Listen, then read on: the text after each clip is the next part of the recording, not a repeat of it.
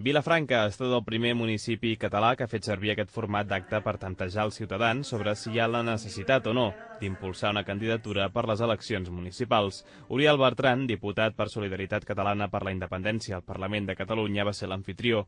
Abans de començar, destacava la importància de la proposició de llei que han presentat aquest mateix dijous al Parlament en suport a la creació de la vegueria del Penedès. Segons Bertran, si tots els partits polítics compleixen allò que van dir durant la campanya, no hi hauria d'haver cap problema per poder tirar-la endavant.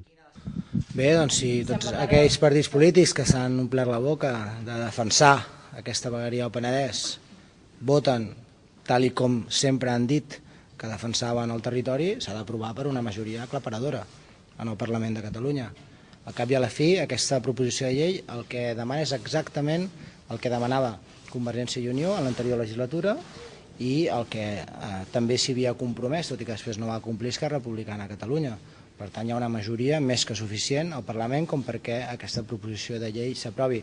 Aquí és on veurem si eren promeses purament electoralistes per, en aquella conjuntura, intentar aconseguir el màxim nombre de vots possibles o realment eren compromisos electorals ferms que s'està disposat a complir. El que és evident és que presentar aquesta proposició de llei ja ha creat un neguit en el si del Parlament de Catalunya, cosa que ens ha sorprès. Bertran reconeixia, però, que després encara caldria que la llei de vegueries tirés endavant, però que quan arribi aquest moment és important que la vegueria del Penedès ja hi estigui inclosa. El diputat també ha explicat que hi havia un pacte no escrit al Parlament pel qual cap partit de l'oposició podia presentar proposicions de llei, un fet que Solidaritat no considera que es correspongui amb la transparència política.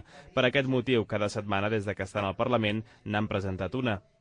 Aquest diumenge, Solidaritat Catalana celebrarà el seu Congrés Nacional a Manresa, un congrés que servirà per posar els fonaments, crear l'executiva nacional formada per 18 membres i aprovar els estatuts i el programa marc.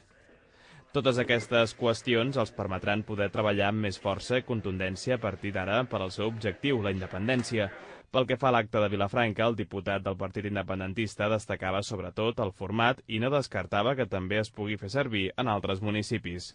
És un acte prou original i prou creatiu que s'ha impulsat des de la regional en el sentit de preguntar a la ciutadania com veuen la possibilitat que la Solidaritat Catalana per la Independència es presenti. Per tant, sí, la veritat és que segurament es farà amb altres municipis i en altres municipis ho decidiran els adherits.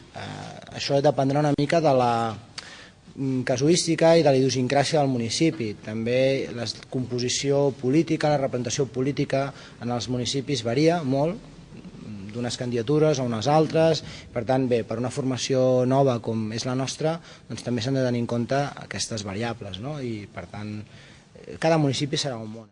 A l'acte també hi van assistir el coordinador de la regió del Penedès, Fèlix Simón, la coordinadora de l'Alt Penedès, Margarida Jovés, la del Garraf, Teresa Esteve, i la del Baix Penedès, Núria Coral, a més del responsable de la comunicació, Antoni Castells, de l'Anoia, i el responsable de la Secretaria d'Organització de l'Alt Penedès, Jordi Esteban.